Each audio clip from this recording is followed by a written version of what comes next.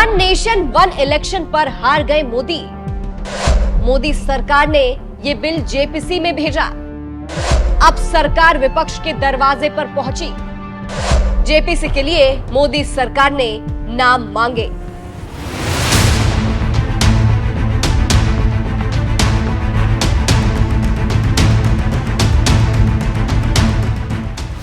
नमस्कार, मैं हूं आपके साथ Srishti Srivastava. One nation one election पर करारी हार के बाद मोदी सरकार ने जेपीसी कमेटी का गठन कर दिया है। इसके साथ ही सरकार इस प्रक्रिया को आगे बढ़ा रही है और विपक्ष के दरवाजे पर दस्तक देने लगी है और जेपीसी के लिए विपक्ष से सदस्यों का नाम मांग रही है। इसके लिए संसदीय कार्य मंत्री किरण रिजिजू ने कमेटी सदस्यों के लिए सभी दलों से नाम मांगे हैं और कहा है कि पीएम मोदी ने बाबा साहेब अंबेडकर के सपनों को पूरा करने का काम किया है। कांग्रेस ने कभी किसी SC/ST को कानून मंत्री बनाने के बारे में नहीं सोचा। कांग्रेस पार्टी ने बाबा साहेब का नाम लेकर बार बार जो पाप किया है वो भूल नहीं सकता है। इसी बीच कांग्रेस ने अंबेडकर को लेकर मोर्चा खोल दिया है। अभी एक फैशन हो गया है, अंबेडकर अंबेडकर अंबेडकर अंबेडकर अंबेडकर अंबेडकर। इतना नाम अगर भगवान का लेते तो 7 जन्मों तक स्वर्ग मिल जाता। अभी एक फैशन हो गया है, अंबेडकर अंबेडकर अंबेडकर अंबेडकर अंबेडकर अंबेडकर। इतना नाम अगर भगवान का लेते तो 7 जन्मों तक स्वर्ग मिल जाता।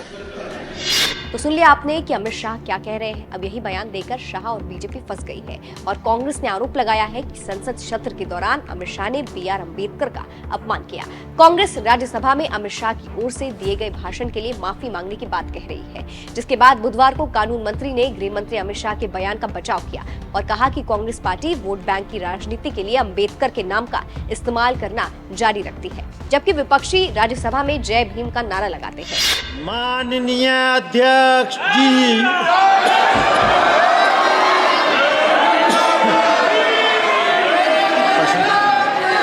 प्रश्नकाल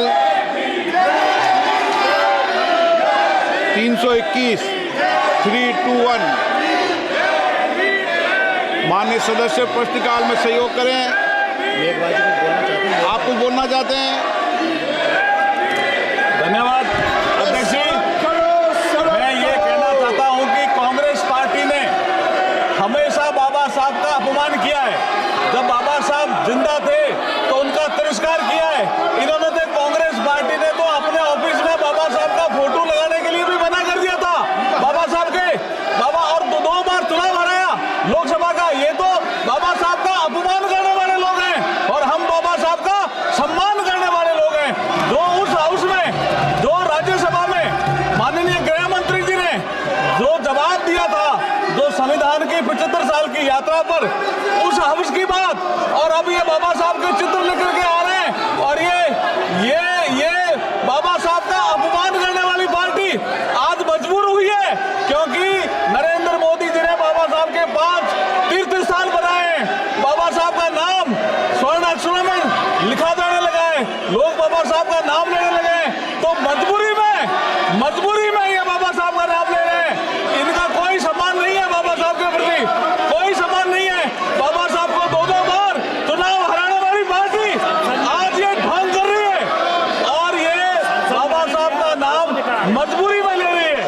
ये संसद में आने नहीं दिया, फोटो लेकर आ रहे हैं। और ये बाबा साहब को संसद में आने नहीं दिया और अब ये ढोंग कर रही है। ये सभा पार्टी की कार्रवाई आज 2 बजे तक के लिए स्थगित की जाती है। तो आपने देख लिया कि कैसे अंबेडकर को लेकर बवाल मचा है।